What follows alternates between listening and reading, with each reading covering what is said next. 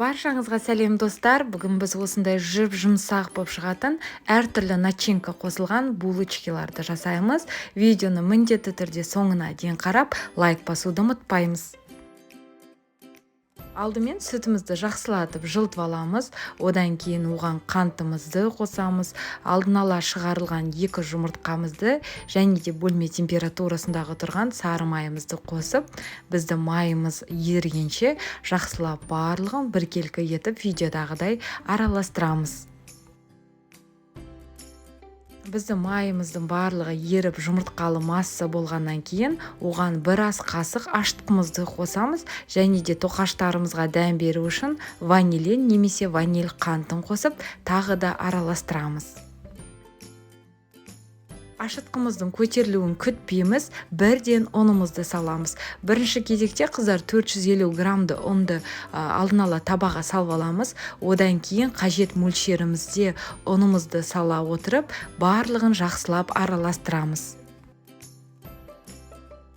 Бірінші осылай қасықтың көмегімен араластырамыз, одан кейін жұмсақ етіп қолымызбен қамырымызды илейтін боламыз. Мінеки видеодағыдай көріп тұрғаныңыздағыдай қамырымыз жұмсақ болғаннан кейін қолымызға сәл сұйық майымызды қосып, жақсылап тағы да бір басып шығамыз.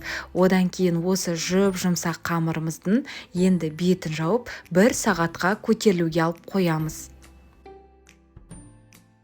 1 сағат уақыт өтті, қолымызды майлап, тағы да қамырымызды бірлет басып жеріп, осылай видеодағыдай енді қамырымызды жаятын боламыз. Егер де тоқаштарыңыз кішкентай болғанын қаласаңыз, онда қамырды 2-ге бөлген жақсы.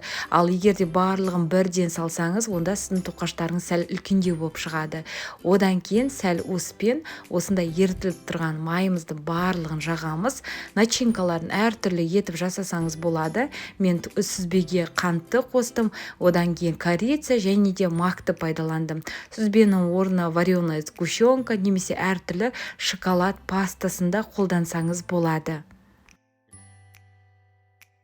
Сонымен қатар сүзбенің орнына творожная массаны да қолдануға болады, бірақ та барлық начинкаларымызға міндетті түрде қантты қосатын боламыз. Енді осылай магымызды жақсылатып сеуіп болғасын, барлығын жақсылатып әдемілетіп, осындай рулет қылып орап жан-жағын осылай түйіп шығамыз. Одан кейін бірінші кезекте осылай бөлетін мөлшерін, одан кейін жіптің көмегімен дәл видеодағыдай әдемі формаларды жасаймыз. Пешімізді қыздырып бастаймыз. Бетіне жұмыртқаның сарысын еш нәрсен жақпаймыз. 180 градуста 25-30 минут пісіріп аламыз. Мінеки біздің тоқаштарымыз дайын болды, жұмсақ болып шығады. Міндетті түрде жасап көріңіздер. Видео ұнаса лайк басып, менің каналыма тіркелуді ұмытпаймыз достар. Сіздермен бірге болған Гаухар ас болсын.